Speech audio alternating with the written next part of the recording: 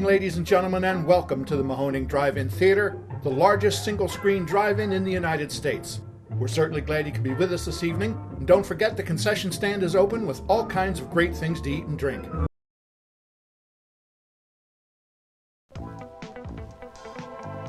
.3 Mahoning Drive-In Radio, your old friend Virgil back once again for another exciting episode of the podcast. As you guys know, the only podcast dedicated to the love and revival of our beloved drive-in culture, joined as always by my co-host and general manager extraordinaire, Mark. Say hello, my friend. Hello, how are you? You know, the season, the wave, as we talk about it in this podcast often, the wave has truly sucked us up. Like, we are in the midst of that wave. Even though we kind of see the shore in sight, we are just kind of treading, you know? But we are hitting a real stride here as our summer season kind of drifts into the fall season. But I don't know, Mark, what do you think? Like, this feels like this year has, like, taken what we do and just tightened the screws in so many areas. And I feel like the team is firing on all cylinders. Yeah, I mean, obviously, for those who don't know, we started off with an incomprehensible deficit of losing Jeff Maddox, who is our master projectionist and business owner from the time we've all been there. And it was a bit of a scramble to say, how do we carry on? But luckily, the way Jeff, what he instilled in all of us was, if you do something good, I pretty much let you just do it. So we all kind of know what we're doing. You had to learn a lot more that you didn't. You weren't previously involved with before. I've had to take on a bit more than before, but everybody's good at what they do. So, you know, this year has gone surprisingly well considering the hiccup that it began with. And just like crazy shows that we've been putting on the last several weeks, the last 2 weekends were 2 weekends filled with special guests and triple features and special ticket pricing and gate times. And it was a lot. But at the end of that weekend, we were like, damn, that all went incredibly well. And challenge after challenge, we're able to roll with it and keep giving people that retro 35 millimeter drive-in goodness that they do so crave. Yeah, and it would be crazy for us not to say, again, as kind of a timestamp, we just had the Fabio Frizzi show, which was, if you don't know, the live score to Fulci's Zombie with Fabio and his band here. It was one of those things that, I don't know if we mentioned it on the podcast, it gave me such anxiety, you know, when we locked this in and made the commitment to say, yes, we are going to do this. It felt like such a huge stride when the Mahoning Drive-In is the kings of baby steps. You know, like, we'll add little additions and have added little additions over the last 10 years to get us to where we are.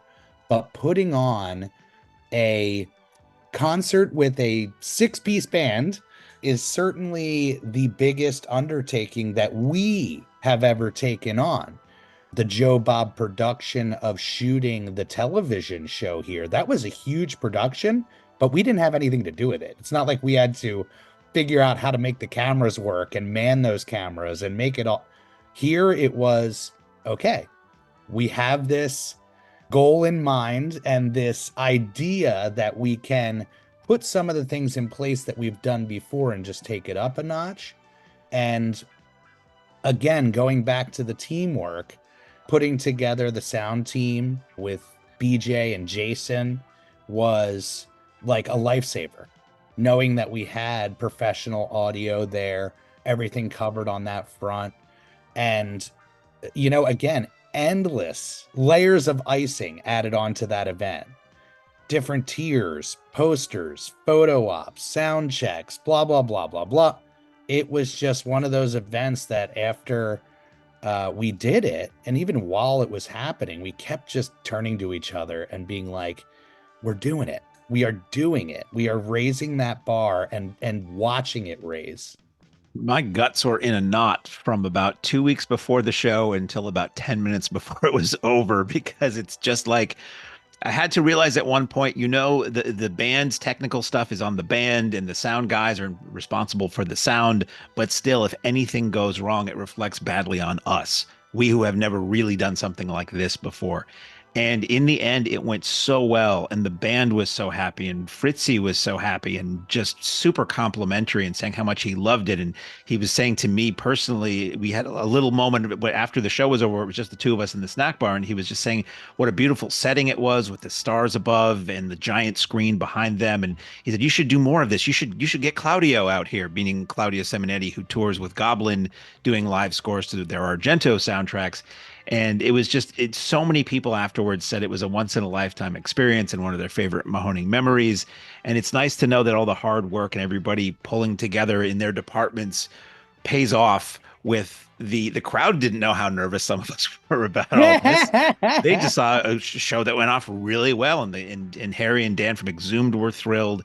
And the Exhumed, who brought this concert to us, they were the ones who basically booked and convinced what's the band called, Fritzi Tufulci, to come out and play with us one night, because they're usually doing indoor theaters or clubs more or less. So this may have been one of the larger audiences and venues space wise that they've had to work with, and it all went great. The only downside was that it got really cold at night during the show. And the band was on stage, but they were under, like, hot stage lights. They were under like modern LED lights, which don't give off a degree of warmth. So they were adding layers and sweatshirts as the show went on, and Val hooked him up with hot chocolate after the show. But boy, was that a fun show. And that's what we are just coming off of as we record this. Whenever you may listen to this podcast, that was just a few days ago for us at the theater. Yeah. And again, like raising that bar, I think the reason I was so anxious about this was knowing what doors it could open for us. The idea that the bookings that we do can now have a bit more detail added to them when it comes to maybe some musical acts or people that are involved in some way with music, or just having a bigger production and knowing that we can take on a bigger production. And the thing I love about the Mahoning is this family grows and it changes constantly. And sometimes people come into the fold and they find the perfect place for them and they have the greatest time. And they're like, I will do anything to be a part of this. And BJ and Jay, that totally were those two guys where I'm like, well, I'll let you know when we're doing the next one, because this just went so well. But yeah, it is a high that we have been riding all week. We're going to do a calendar review today. Am I right, Mark? Right. Yes. And again, time stamping it. We're about mid-September. We're going to try to cover most of the season, although there are some pockets in there as we are continuing to turn the wrench, if you will, on some of the details with some of those events. But coming up this Thursday, the 19th, what do we got going on? Thursday thread-ups, man, have been going so well. We've seen very strong, almost across the board, strong attendance for a non-weekend night for these. So this Thursday, we're talking about September 19th, 2024, is Cheech and Chong's Up in Smoke on 35 millimeter at the drive-in. I was never really a Cheech and Chong fan. That when I was a kid, they were kind of everywhere. Like kids on the bus would be reciting their lines about, illicit substances and pills and things like that, and I didn't always get it. But I eventually watched their movies, and to me, Up in Smoke was probably the one I thought was the funniest of their movies. I remember liking Corsican Brothers as a kid when it hit cable, because it was much more normal a movie for them. It really wasn't the drug humor stuff. It was just them as goofy characters. But Up in Smoke is very funny. Stacy Keach is hilarious in this movie, and it will greatly appeal to a certain segment of the drive-in population, if you know what I mean, and I think you do. Oh, yeah. Yeah, it is their crown jewel. And, we talk about becoming the fan event space, the ultimate fan event space. Cheech and Chong is one of those properties, if you will, and acts that have never gone out of style. They've always had something and still have things going on. So the idea of finally being able to do a night celebration with Up in Smoke is very, very exciting for a lot of people. And then that's just a rev up as we get into our annual Weekend of Terror with Exhumed Films. And this year, they weren't holding back at all. Normally, it's triple features. but they were like, all right, what is going to be the banger triple feature of the season? Well, it would be Texas Chainsaw Massacre 1, 2, and 3 on Friday, and Evil Dead 1, 2, and 3 on Saturday. Just a absolute home run and an almost guaranteed sellout. Where I know where you stand on these movies. We've played these movies several times here at the Mahoning Drive-In Theater, and every time it is like religious for people to come I out. think these movies are our equivalent of other drive-ins playing Grease and American Graffiti. Like we Yeah, do it totally. frequently, but we do it because people show up for those things. And it's funny, as often as we've played them, whenever we have people, we put it out at the beginning of the season or preseason. Hey, what would you like us to play? Suggest a double feature, and people are always like, play Texas Chainsaw Massacre, play Evil Dead. And internally, I'm like, we just did play that, but people keep coming out. So I mean, we're no fools. Harry's no fool. Exhumed are not fools, certainly financially. So yeah, all on 35 millimeter. The Texas Chainsaw Massacre trilogy. The first one is celebrating a 50th anniversary this year, and then the on Saturday it's the Evil Dead trilogy. I think right now Saturday night with Evil Dead is outselling Friday night with Chainsaw, but I'm sure, like you said, if they're both not sold out, I'll be surprised. And Yeah. we'll have, Exhumed will have their amazing raffle and their amazing merch, and we're gonna have astounding raffles thanks to our good friend customer Johnny Wheats has donated some amazing like signed Gunnar Hansen items and things like that for the Chainsaw Night, and our friends at MVD have donated a bunch of thematically appropriate Blu-rays and DVDs and CDs and stuff. So the raffles are going to be like crazy loaded that weekend. Yeah, so excited. And it's billed as dueling chainsaws, and it is the perfect triple feature. Either one is the perfect triple feature, but banging them together, I know we're gonna have people doing that weekend long run. And I'm trying to think. Last year we did the Hell on Wheels for a Which I weekend. loved. It was all Oh, like it's great. automotive mayhem horror movies. Yeah, so we have a private rental on the 22nd, that Sunday, and it's actually on our calendar. So a lot of people have been asking. It's actually a wedding. We actually had a vow renewal here for Patreon members and Uber fans of the Mahoning Drive-In Theater, Kate and Mike, and that went beautifully. That was on a Wednesday night. Yes, we offer these rentals for people, and of course, whenever we share it out that we're doing these things, we get all these emails about, hey, how does it work with the rentals? If you guys ever want information on rentals, you can always send us an email, and we'll have Jess or Mark send you a detailed breakdown of our rental options. The Fridays and Saturdays, obviously, that's bread and butter for us. We've taken them off the table over the last couple of years as far as availability for rentals, but I always said it, those weekday rentals are maybe some of the coolest times that we have on the lot. It's small groups, groups of friends celebrating special occasions, whatever it is. So we always love hosting them, and being a part of anybody's special day is just such an honor. Because you officiated a vow renewal at the feet of Godzilla.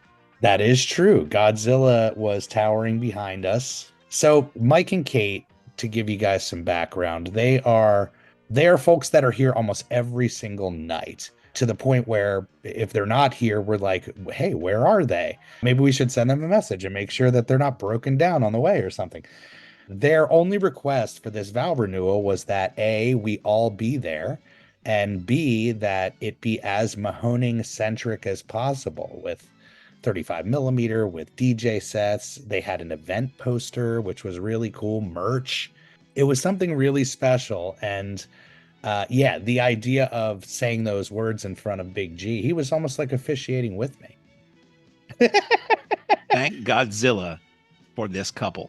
Yes. Yeah, I unfortunately was not able to be there due to time and distance and all that, but they are great folks. And Mike and Kate created for me a t-shirt based on something I said when we played Enter the Dragon, and I played Kung Fu Fighting like 12 times.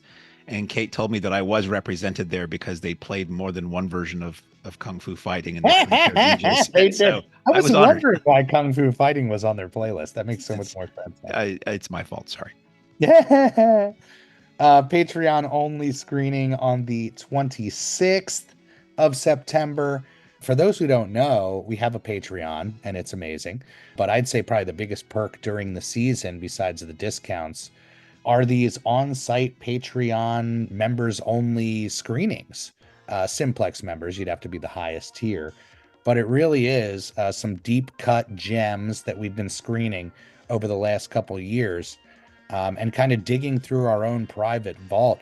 I mean, Mark, I gotta say, like, huge hats off on the Patreon. Mark is the Uber producer, not of just this podcast, but of the Patreon. And the numbers have just exploded over this year. And we always say it that it is the greatest way to support us. It's kind of an ongoing dedication to us. But yeah, congratulations. What's the feedback been like on the Patreon? It's been really good. And I always say, I want to give somebody back many times over what they give to us in terms of value for that membership. And I'm cheap. So I want to make the kind of thing that I would be willing to pay for. And several people actually unsolicited the last couple of weeks have said how much they enjoy it and they like it better than other Patreon memberships that don't really. I try to post pretty often. During the season, I get busy, running the joint. But in the off season, I try to make sure there's a post a day of something, whether it's historical content or behind the scenes stuff or exclusive podcasts or videos. I'm always shooting video throughout the season that I eventually put on Patreon, and people really seem to like it. The Simplex shows are a lot of fun because it gives me the ability to program for one night a month or two nights a month, because we also do a virtual Zoom version of the on-site shows, and those go every month. So when we're open, you get a virtual, and then the next week you get the 35, and then in the off season you just get the virtual once a month. But this month it's going to be a double feature. Actually, September and October are going to be double features. One is a print that very rare film, both very extremely rare films actually. One is coming from our archive and one is coming from a Patreon member who's bringing the print out from California. And then I'm not 100% sure what we're showing in October, but it'll be two because we can start earlier in the evening. Like once we get to late September, we freeze our showtime start time at 7:30 because it gets dark far before that. And yeah, it's a heck of a lot of fun. I try to make it fun. Everybody seems to enjoy it who does it, and it shall continue. Yeah, a lot of fun. If you guys want to head over and support us, patreon.com/Mahoning Drive-In Theater. Correct? Right. Yes. John Waters coming to town on the 27th and 28th for John Waters Filthy Film Festival 2, along with Exhumed Films once again. And why don't you break down for the people what we got going on for Waters?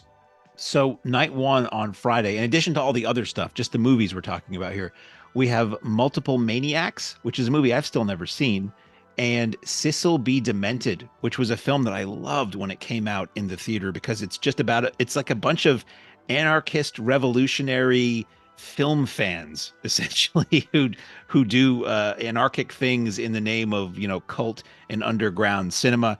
And then that night we are showing a third feature, and the way we're doing this is like we did last year. They were unannounced features, but this time we're letting you know what it is.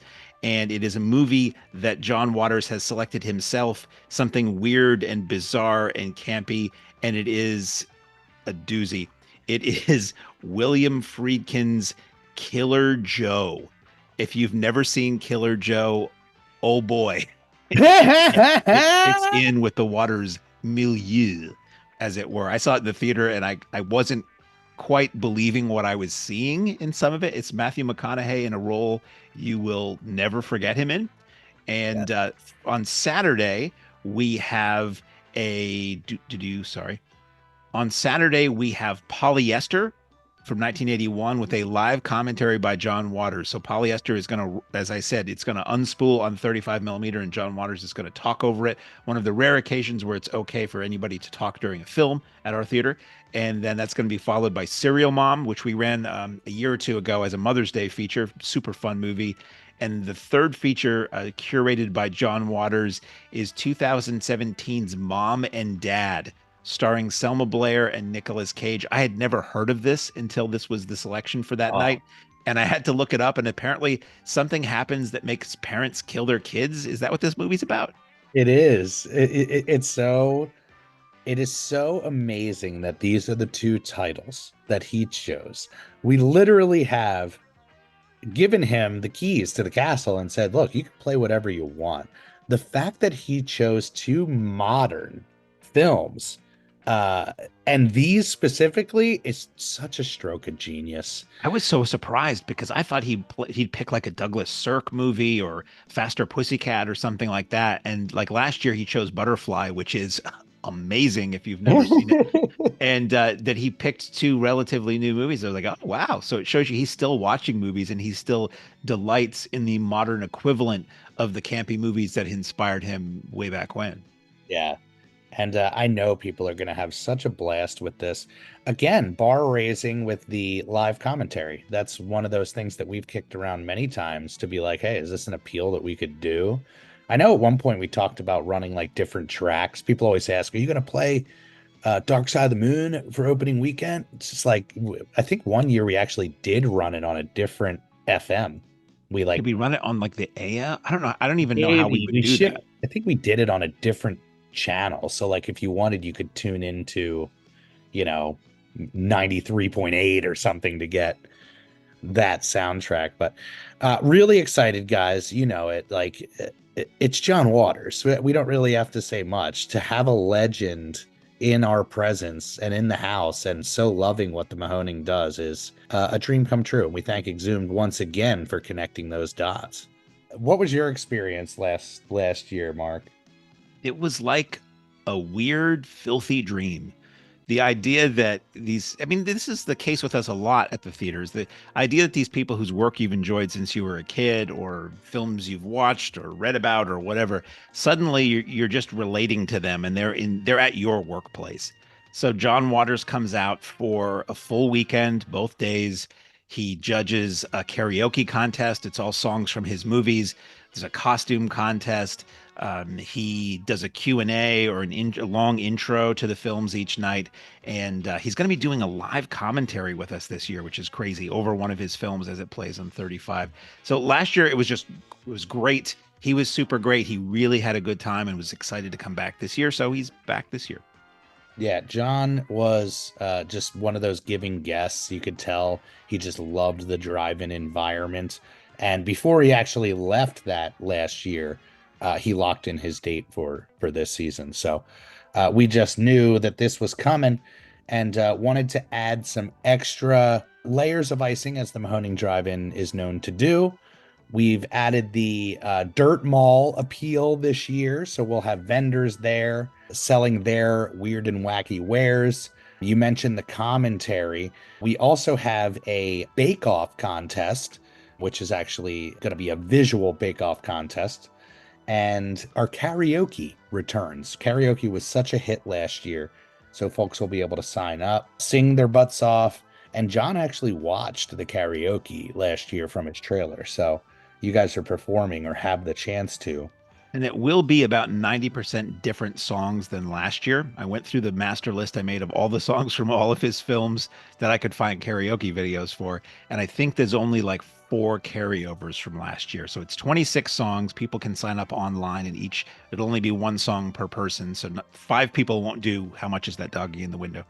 And we also have the Demented Directors Short Film Contest. People can send in films to us, send a link to them to us at Mahoning Drive-In Theater at gmail.com. And they're 5 minutes or less. And the winner each night will be played on the big screen. So many moving parts, just like Fabio, as we open the show with. It's one of those things. Dreaming up all of these add-ons is something we've all gotten really good at, executing them. You know, the Mahoning team stepping up and finding a way to achieve these things sometimes is the challenge. But I do think we still have a Little Rascals appeal every single weekend we roll in. I even said it this weekend, thanking everybody.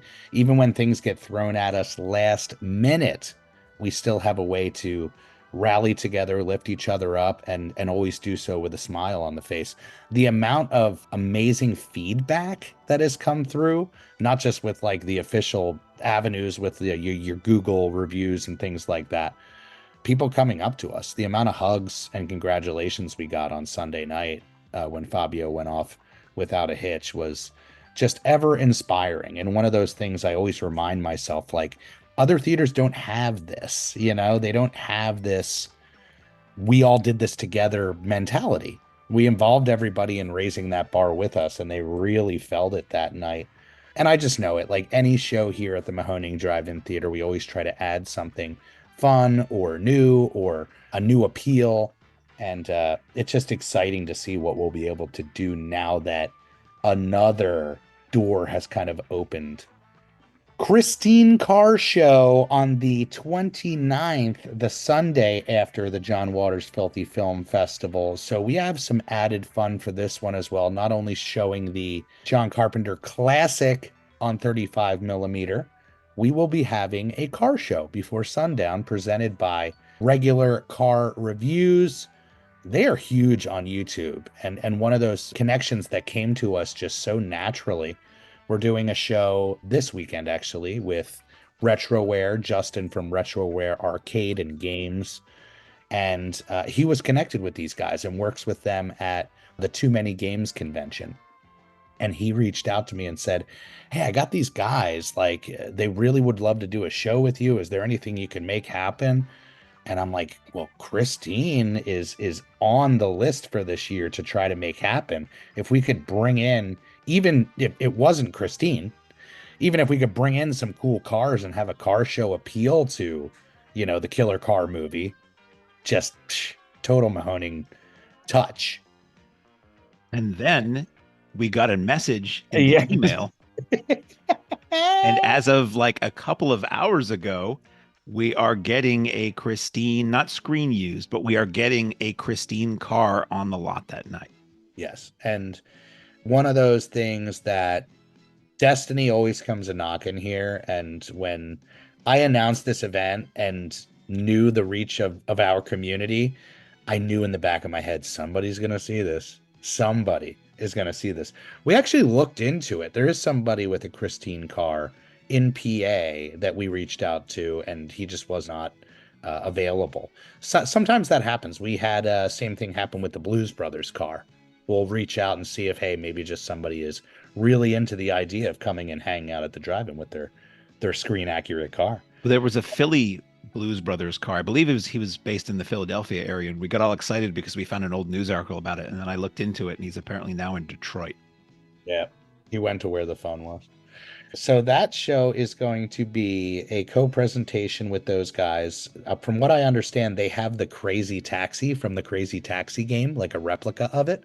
That's really exciting to me.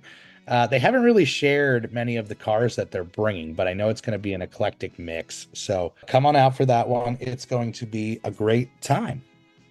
Anytime we play Christine, it just crushes. Where do you stand with Christine, Mark? I read the book when I was in 5th grade, and this would have been a year or two after that movie came out, because I remember it was the movie edition of the book that had the pictures in the middle and the poster on the cover. And it was maybe the first or second Stephen King book I ever read, and I really got into that.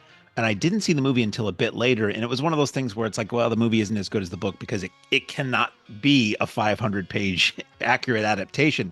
Now I watch the movie, it's just cool and creepy. It's a separate thing. I've grown up and I realized that a movie can't be a book and it's two different things. But the music, the Carpenter vibe, when those lights come on and that music sting hits, it's so good. And I always say any movie about a car is best experienced sitting behind the wheel of a car. So I'm going to be sitting in my car watching Christine on the big screen and having a really good time. Yeah, it's one of those movies that seems to get discovered more and more every single year. Carpenter has become kind of the king of what we do here. I don't know if a season has passed that we did not play a John Carpenter movie. Well, his movies, as time have gone on, have gotten greater and greater status. I mean, they were usually hits, but over time, just even the ones that weren't hits, they just love. And multiple people have asked me this season, when are you going to do a Carpenter weekend again? And part of me is like, well, I feel like we've shown them all over the last couple of seasons separately, but we haven't done them all together in a long time. So the last one we did was one of my greatest memories at the Mahoning, where we were sitting and watching Escape from New York. And right at the beginning of the movie, a helicopter was flying directly over our screen, and it flew over the screen right at the moment that you see the helicopter dip into frame on camera at Liberty Island at the beginning of Escape from New York. And it was kind of mind blowing. So we have access to all the prints, so it's probably something we should do again in the next couple of years. Totally. Then we move into, that's right, October, the spooky month, if you will. Shocktober. Shocktober. Yeah, and we got an eclectic mix, definitely horror heavy, but we're also trying to toss some stuff in there that might break it up a little bit.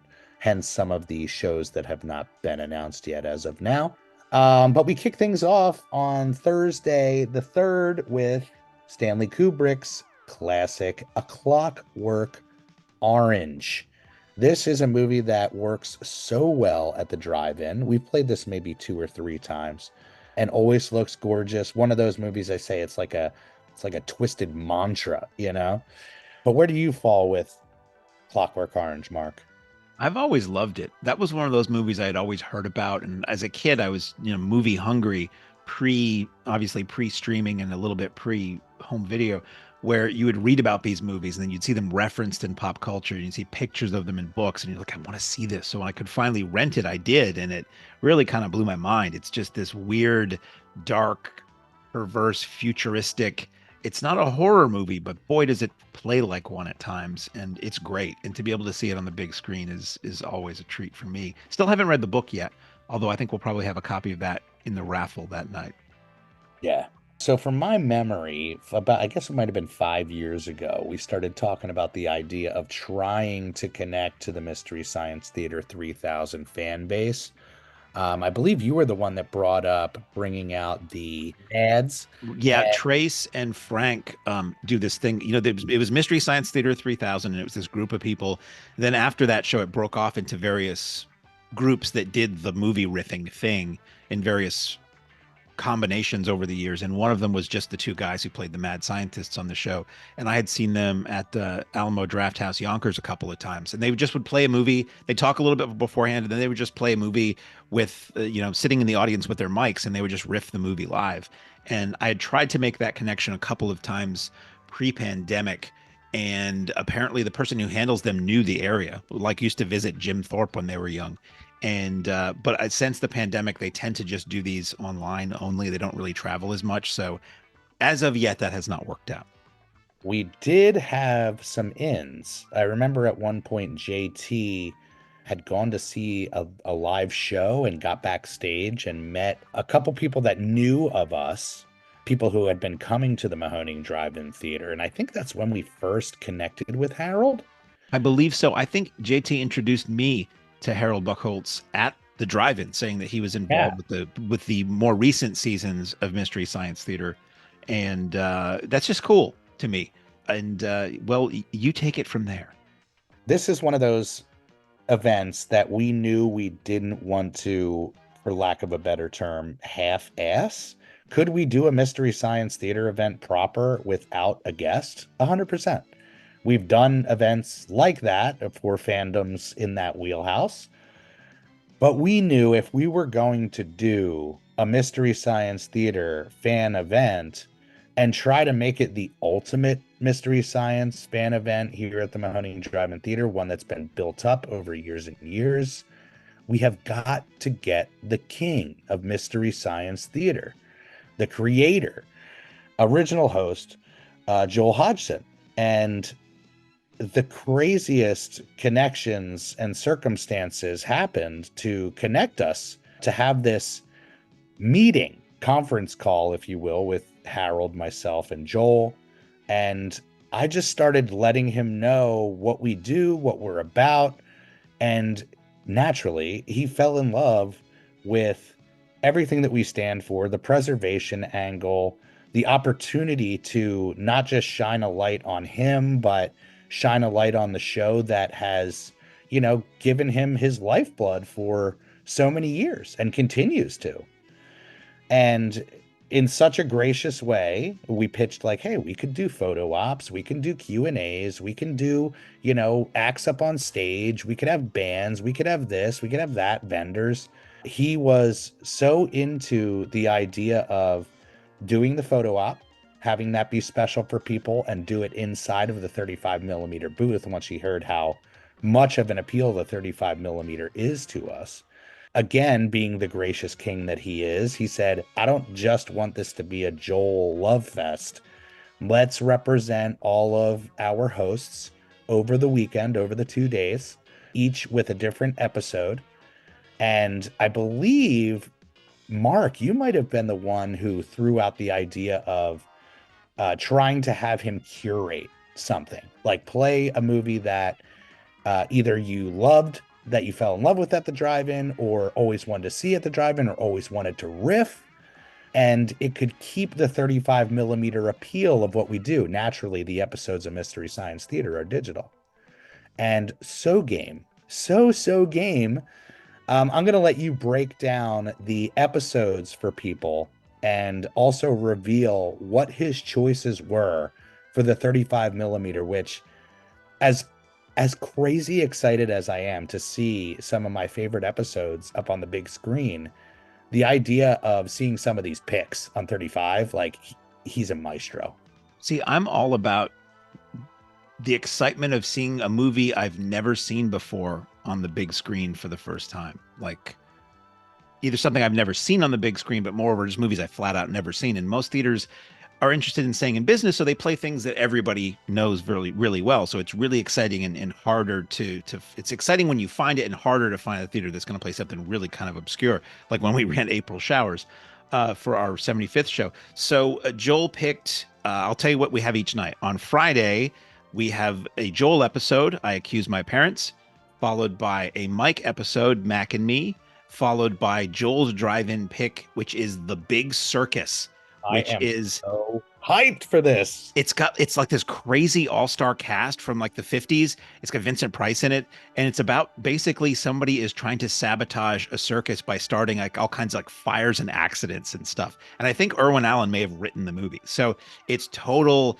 Initially, when we were talking about it with Harold and Harold relaying things back and forth with us from Joel, the idea was to call these, movies we wish we could have riffed, like movies that they couldn't get the rights to or for whatever reason and they never were able to do on Mystery Science Theater.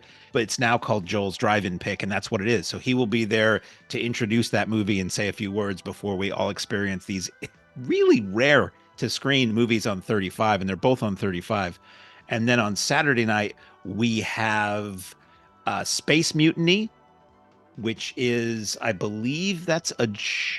think that's a Jonah episode. No, wait, I believe Mac and Me on Friday was a Jonah episode. I think Space Mutiny is a Mike episode, followed by Beyond Atlantis, which is an Emily episode. And that's a very recent. That's like just, I think, the last season they did, most recent season they did.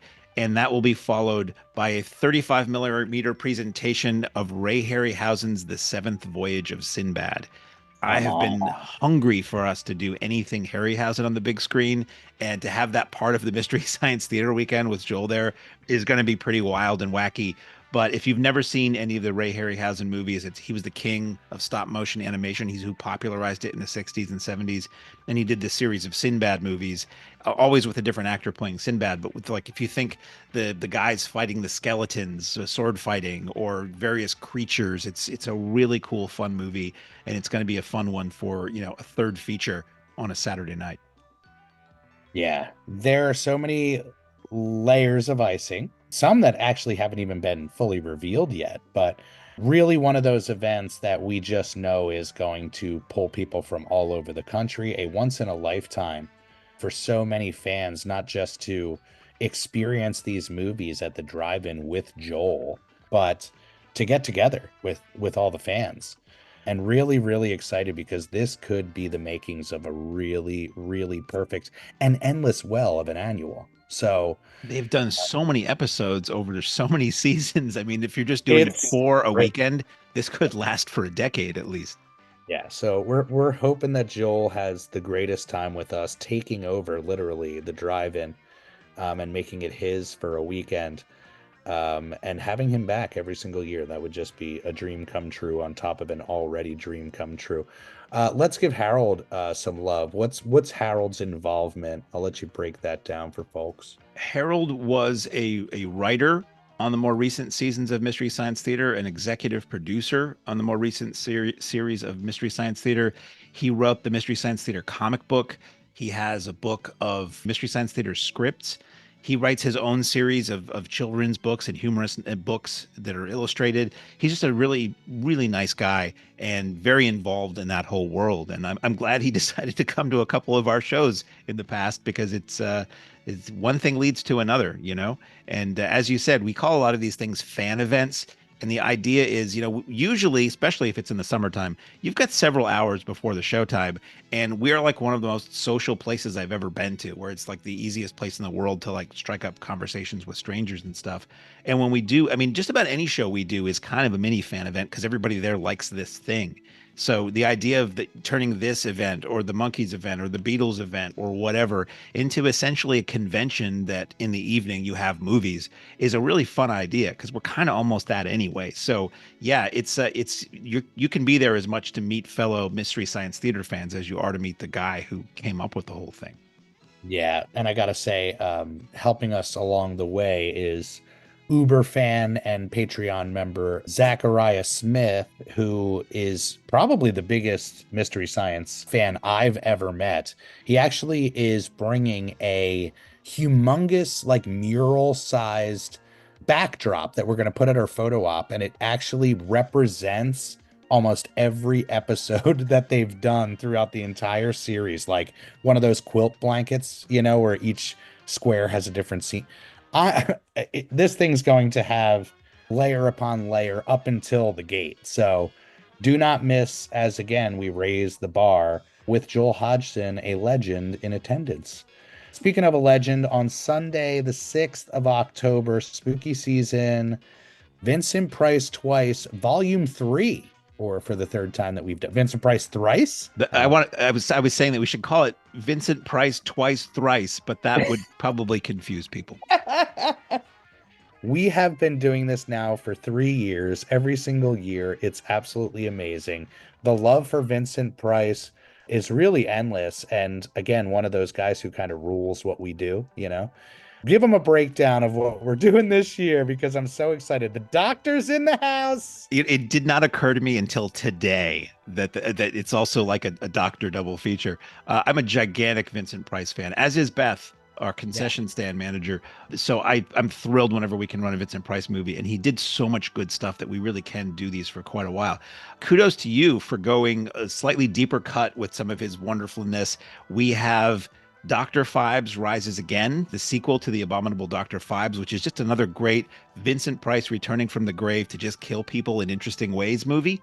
And it also has Robert Quarry in it, who would go on to be, or around that time was the Count Yorga in the AIP films. And then after that, we follow up with Dr. Goldfoot and the Bikini Machine, which is a 60s goofy spy spoof where Vincent Price is essentially like a Bond villain and Frankie Avalon is essentially like kind of an idiot James Bond. And the plot is, not to give anything away, but Vincent Price's Dr. Goldfoot has this plan to create all of these female robots, fembots, if you will, to basically seduce the world leaders so that they can then be replaced and under his control. I think that's the plot, or he's going to make money, or I don't know. It's Lady Robots. Susan Hart is in it, who wound up becoming Susan Nicholson, the wife of James H. Nicholson, who co-ran American International Pictures, who produced both of these films. And it's just goofy fun. And it was a drive-in hit in its day. So it's drive-in movies at the drive-in. And we'll have Vincent Price themed raffles. I've already started amassing stuff literally today. And if you love Vincent Price, it's a heck of a good time. And come on out so that we can keep doing these. Yeah, we did Phibes, I think, for year number 1. So doing the sequel was an easy call. And going through the list, like, again, perfect example of not wanting it all to be just on the nose horror, on the nose horror. So that's one that really popped out, and rewatching it, I was like, oh shit, people need to see this. Now, So I want to say maybe it was a different venue, but I was able to see the sequel on film, Dr. Mhm. Goldfoot and the Girl Bombs, which is even more ridiculous than this one is. Yeah. But Dr. Goldfoot and the Bikini Machine, 100% legit, has a Supremes theme song.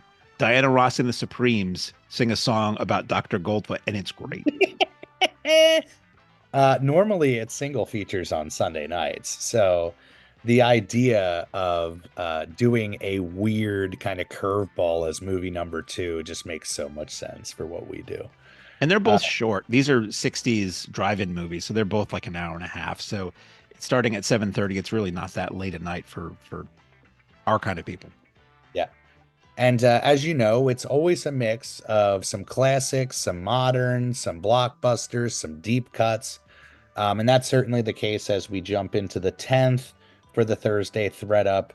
On the 10th, we are doing Bill Paxton's Frailty on 35 millimeter.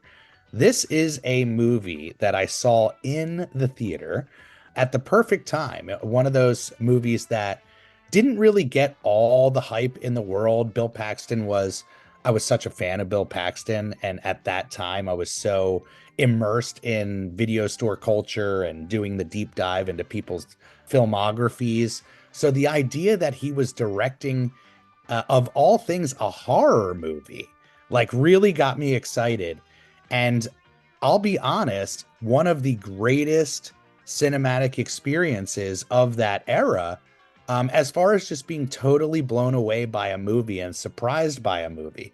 And it's one of those movies that when I was at the video store and beyond, I always recommended to people where I was like, have you seen Frailty? Have you seen Frailty? And one of those movies that I think just begs to be revisited. If there aren't screenings like this for some of these movies, they kind of get lost in time. And that's an easy era to get lost. And I'll give you a little background. We were actually going to do a Bill Paxton tribute weekend, which was in the plans years ago. We weren't able to do it, but the title I was pushing for was Action Paxton or Paxton Action, something like that. So this is one that didn't really fit into the bill. So looking at that, trying to fill Thursdays with some deep cut, modern and classic stuff, I was like, let's give this a shot and see what it does. Is this a movie that you ever experienced or got to experience? I remember hearing a lot of talk about it when it came out. I think I remember it being pretty well reviewed critically. Like I feel like Siskel and Ebert dug it, and people online were chatting it up. I say Siskel and Ebert, one of them may have been dead at the time, but I remember somebody on TV saying, this is a really good movie that you should check out. It's a sleeper hit. It's under the radar. And I eventually saw it. I think I rented the DVD and I remember liking it, but it's so much time has passed that I really remember little to nothing about it. I remember maybe an axe, maybe a shovel, and I think McConaughey is in it. I think some kids, McConaughey's in it. Yeah. I get that and Frequency are kind of blurred in my mind, which was another very interesting movie from around that time. Yeah. But Frailty is, nobody talks about it, but I remember it being good. Yeah. And one of those choices, again, we are ever trying to test out some waters, and see. There's a lot of cells to want to come and see this movie, especially for our Thursday crowd, which is a very dedicated crowd. As you know, we have our punch card, so people come every single Thursday. And I think this is one that, again, even if they don't know it, maybe never have seen it, they will be pleasantly surprised and walk away with an amazing experience. And again, another perfect one for the spooky season. This is not one that you're going to see every single theater playing. You're going to see Hocus Pocus everywhere. You're going to see Halloween everywhere. You're going to see Nightmare on Elm Street everywhere. So this kind of breaks up that options for people. Speaking of Halloween, Halloween-a-thon returns for year number 2. Exhumed Film's final weekend of the season. And it's a doozy. Why don't you break this one down for everybody, Mark? We have, on Friday, we have Halloween 3 Season of the Witch. It's a film that at the time did not do well and a lot of people didn't like. Where's Michael Myers? He's in the ones before and after it. But it's become a huge film now, and I love it. It's got such a vibe. It feels like a John Carpenter movie, but it's not. We have that followed by Night of the Demons from 1988, which is a film that, again, was not that big in its day, but has become really popular over time. I think partly due to its 80s-ness, partly due to Linnea Quigley, and partly due to just the weird creature effects and things. And then we followed that with Trick or Treat from 2007. That's sort of a modern classic for a lot of people. It was, it barely, I'm not even sure if it did really get a theatrical release. And it was big on video. And we've played it once before. I think we could not get a print before. I think maybe we got the print this time. I'm not sure. You can tell Did, me. yeah, or I should say Exhumed did. Exhumed did. Exhumed programs this weekend, and it's That is a movie it's a horror anthology. Yeah, and it's one that just it's undying. Like I always say, walking into the Spirit Halloweens or into the horror section in any store, you can always see what is popular with people and what's kind of in, like undeniable Terrifier everywhere, undeniable killer clowns everywhere. This is one of those movies like Sam is everywhere and is a perfect kind of accessible character for a younger audience. It was amazing how many youngsters we had when we played it. To me, it's always a surprise that you can still find movies that build an audience that weren't theatrical hits. Like they come straight to video or they barely get released, and over time they grow and grow. And Trick or Treat is so merchandised now, and people love it so much. So I'm sure we're going to have a nice strong Friday with that. Absolutely. And then on Saturday night, give them a little breakdown of the Halloween fun that we have. We're going all Halloween on Saturday. Saturday is the night he came home. Actually came home. Yeah, this time he comes home. It's Halloween 78, followed by Halloween 2. More of, I love that tagline. Halloween's tagline was the night he came home. Halloween's 2 tagline was more of the night he came home. And then Halloween 4 is the return of Michael Myers. He shows up and it doesn't go well for the people who are at the tip of his knife. All of them on 35 millimeter. Gotta thank Exhumed Films as always, that being their last weekend of the season. They deliver so much fun every single year, have made so many dreams come true with us every single year. And the growth to grow along with them has been amazing. And for those of you guys that are fans of Exhumed, like they are everywhere. So I highly recommend giving them a follow and watching all the fun stuff that they got going on throughout the season, even the off season. Speaking of off season, I'm just going to jump off real quick before we jump or continue on with the calendar. We are, again, working on the road show and lining up some dates for the road show this year. We're also putting our heads together with some of these events that have not been announced yet on site. So this is kind of a never-ending cauldron of ideas and opportunities, and we're really excited for some of the things that we have yet to even announce to you guys that we have planned for this year or have in our back pocket or is still brewing for this year. So just got to say, like, stay tuned. Even as the season ends, there's so many reasons to keep your finger on the pulse. There's so many ways to support us, like the Patreon. Again, I just can't say enough. If anything, for us, like the off season gets very hard, like not having the social outlet. So doing the road show last year was a great way to break that up. And we could see some familiar faces in their hometowns. It was really fantastic. So more about that to come. The 13th, it's not announced yet. It's not announced yet, guys. Stay tuned. That's all we got to say. Oh, I thought you were gonna break some news here and announce it. I don't even know what's on the 13th yet. Yeah, you know what? I will say something. Okay, so my idea for that night was to do a Cyber Sunday, like do a, kind of internet era horror, or internet something horror, That's shifting, I think that can work somewhere. That's just not the right spot for it. Some print availability, things like that. But there are things brewing, not a lack of fun to add there. Just needs to work. I mean, honestly, we have Frailty, we have Halloween-a-thon. It's a tough spot. It's a really tough spot. I think putting something alternative in there, maybe something to break up the horror of so much horror over the weekend and over the month, really. So we'll see what happens. Again, stay tuned. On the 17th, we have Toby Hooper's Eaten Alive. This is one that I'm so excited about, and one that, again, was born off of another idea. That happens so much with this calendar. We were going to turn October into Hooptober, which would have been every single Thursday in October, a different Toby Hooper movie. And I decided against that, if anything, to do a big Toby Hooper kind of bang out eventually. And we're literally doing Texas Chainsaw. You know, it's tough to do a Toby Hooper ode to not drop Texas Chainsaw in there. But Eaten Alive, where do you fall with Eaten Alive? Eaten Alive is weird. Eaten Alive was Toby Hooper's follow-up to Texas Chainsaw Massacre, working with some of the same people behind the scenes, some of the same actors. It's got a young Robert Englund with one of the all-time great first lines in a film. It's got Neville Brand as this weird, long-haired, drunken proprietor of a swamp motel with a giant alligator out back, maybe a crocodile. And it's odd. I can't say that I love it, but it is a great drive-in movie.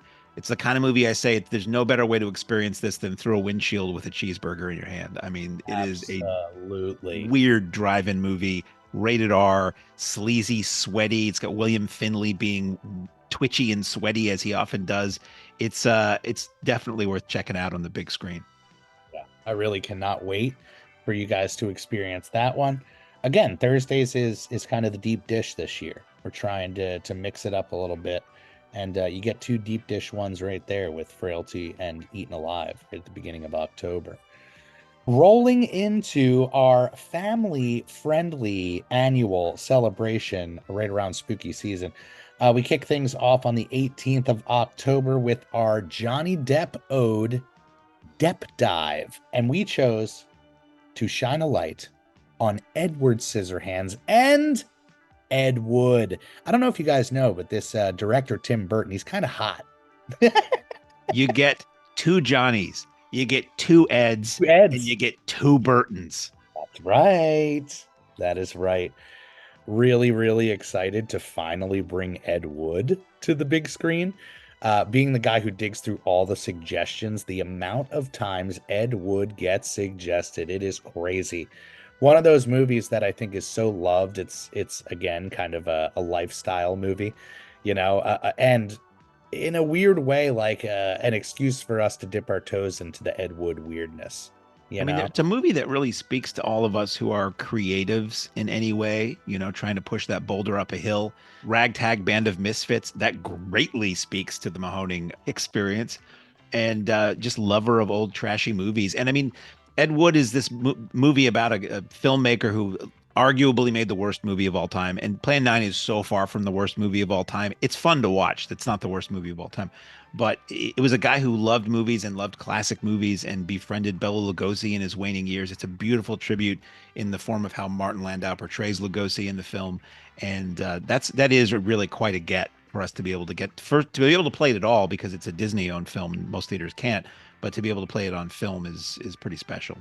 Yeah, I had Mike Kenny, who is our resident Disney expert. We gotta have him back on, by the way. Yeah, I was talking to him about that. We dropped the ball for that Disney weekend. He was busy and we were busy, but he's writing a book about Disney films and he's a Disney expert. So in the past, when we've done Disney films, we've had him on to sort of discuss production and reception and stuff, and we should do that again. Next year, 100%. We'll bring him back as the Walt's Vault returns. Yeah, but he reached out and he was just like so excited. He's just like, finally, Ed Wood. So we're going to have a great time with that one. And kick off, again, the family-friendly, if you will, weekend. Right on the nose. We just announced it today. And a lot of debate went into what this title was going to be. So we got Hocus Pocus and we have Teen Witch screening back-to-back on the 19th of October. That's a Saturday. Now, what to call two witch movies back-to-back? I think the front runners were Hex Yeah, like heck yeah, and what we ended up going with, which is Witch Please. I think that's honestly the greatest title maybe we've ever got. You see, because it's got the word witch, because both of these films involve witches.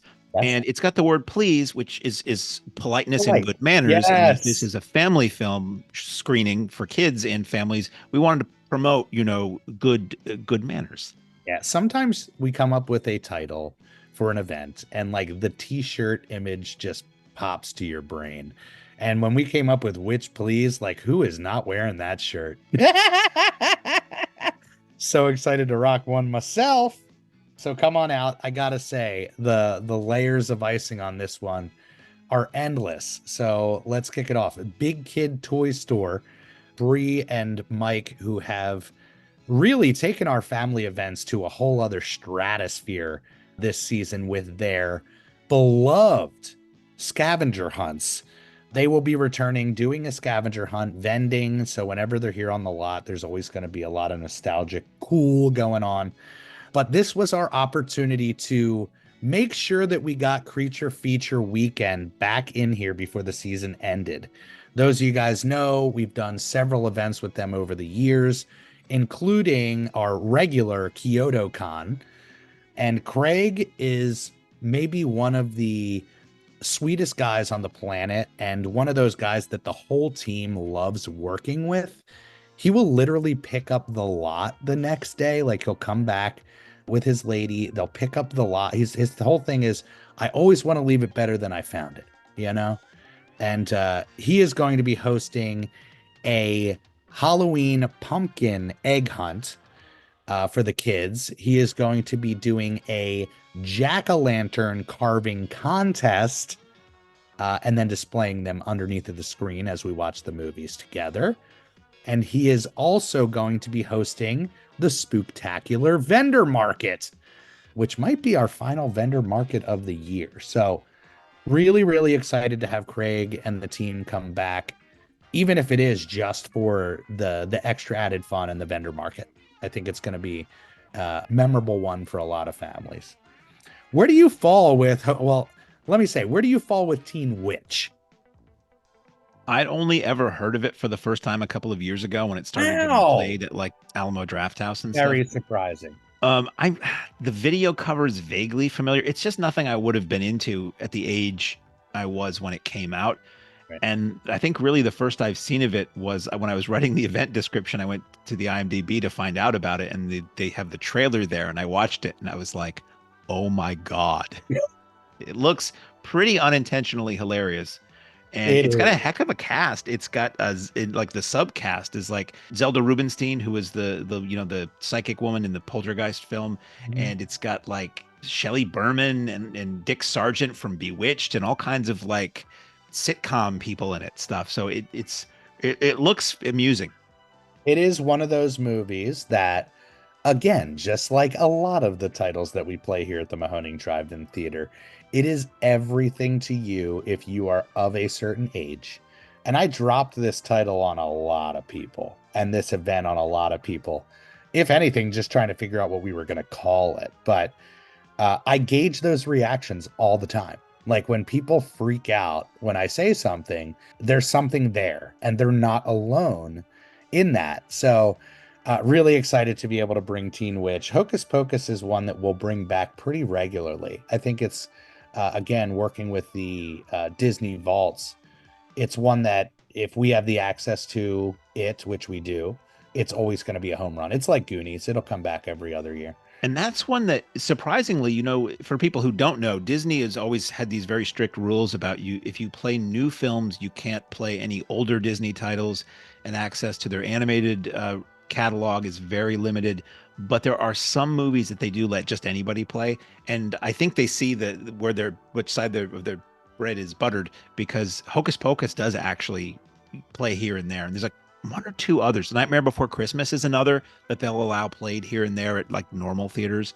And it's one of those movies that it did pretty well when it came out, but it's another one that's just like insanely huge for people of a certain age bracket now.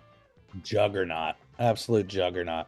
And again, to be able to do, you know what, I'll give some backstory. So Craig and I of Creature Feature Weekend, we're going back and forth on a lot of ideas this year. Some guests that are like humongous that would have been absolutely mind-bending. And for whatever reason, didn't work out. This guest was booked elsewhere. We had something else going on and just kind of got pushed back and pushed back and pushed back. Now, like myself, Craig is a father now, and he is the owner and host of one of the coolest horror conventions in the area. And, he says it's always so hard to bring my kiddo to my weekends because it's always so hardcore. And as soon as he said that, I was like, if you would be into jumping in on a family event, I know the audience would so appreciate it. Even though his finger is so in the pie of horror and his connections are all with horror, this is one that we went back and forth. We actually were talking about bringing out guests because he's brought guests out from Hocus Pocus. But I think this is the perfect way, again, for us to work with Craig before the season ends and do something really big and really special for the families before the season ends.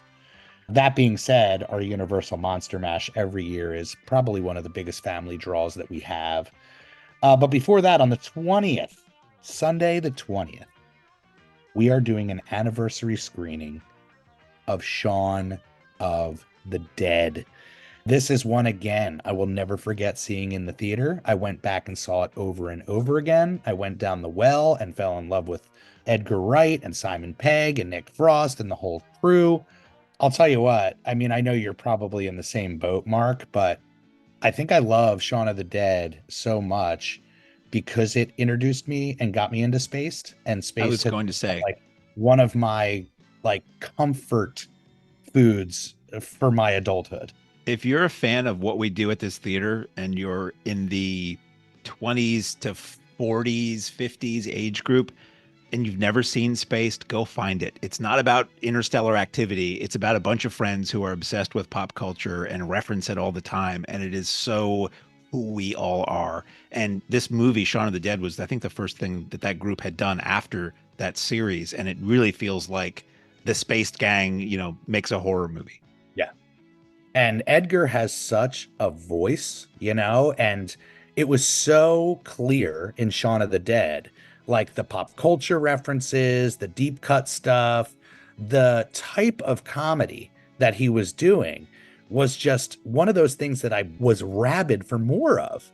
And doing that dive and discovering Spaced just, you know, again, sent me down this rabbit hole of love and respect and kind of obsession with Edgar Wright and all things Edgar Wright. And that obsession really has not, just like Paul Thomas Anderson, has not waned over the years. And he is a guy that just delivers for us, you know? I take it you're in that same boat. Like, if there's an Edgar movie coming out, you're there. I'm not like maniacal about it, but I think he's cool. Like he's like Tarantino. It's like we like the same stuff. And to hear him talk about movies, it's like you're hanging out with a friend. So yeah, I think I've seen them all in the theater. I enjoy them to varying degrees, but I'm always up for a new Edgar Wright movie. I mean, Last Night in Soho was maybe my favorite movie that year. I thought that was phenomenal. And it drew from his influences and his tastes, which is a lot of the stuff I like. So yeah, I'm excited whenever he has something come out. I don't go in thinking it's the next masterpiece, but I know there's going to be a level of quality and intellect and film savvy there that I might not get from another director. Totally. And he's currently working on a reboot project, am I right? He's currently, I have on very good authority, as we speak, working on a remake of or a new adaptation of Stephen King's The Running Man. Yes. Stay tuned, guys. As you know, the icing. Our final weekend of the season. It's so hard to say that. It kind of breaks the heart every time. But know that the fun is continuing and just around the corner. It's really just a short break until we start announcing shows for 2025. That comes really once the new year hits. We like to have at least 3 months for people to plan ahead for our big events. And we're already working on that calendar. So the amount of things that came to our plate this year that we weren't able to do that got shifted into next season, it's kind of endless. It's actually looking pretty crazy. So again, stay tuned for all that fun. Why don't you give people a breakdown on Universal Monster Mash? What are we up to? 8 now? I have to look at it. This is Universal Monster Mash 8. Boom. So as I said earlier, you know, when we get to a certain point in the season, we're starting the movies at 7:30, and these are pretty short movies for the most part. These were movies that were intended to be on double bills, so most of them are not really much more than an hour long. So Friday night, we have the original Dracula, 1931, with Bela Lugosi, followed by The Wolfman, 1941, with Lon Chaney Jr., and then we round it out. We always like to say there's only so many Universal monster films. And we've taken different approaches over the 8 years of doing these to try to always put some marquee titles in there, or the marquee monsters represented, but always throw in a deeper cut for the hardcore fans who maybe have seen these other ones a lot, but they've never had a chance to see that third movie on the big screen. And we're doing that again this year. The third feature on Friday is Calling Dr. Death from 1943. It stars Lon Chaney Jr., and it's the first in Universal's series of Inner Sanctum mysteries, which were based on an old radio show that was sort of like creepy mysteries. So it's one I've never seen, and as I said earlier, I'm thrilled to see a movie I've never seen that God knows when the last time any theater ran Calling Dr. Death on the big screen, let alone on 35 millimeter. And then Saturday night, we have the original Frankenstein from 1931. And one of the more interesting experiences I've had at the Mahoning over the years was JT and I were sitting in my car at a much earlier Universal Monster Mash, and we watched Dracula 1931, and then we watched Frankenstein 1931.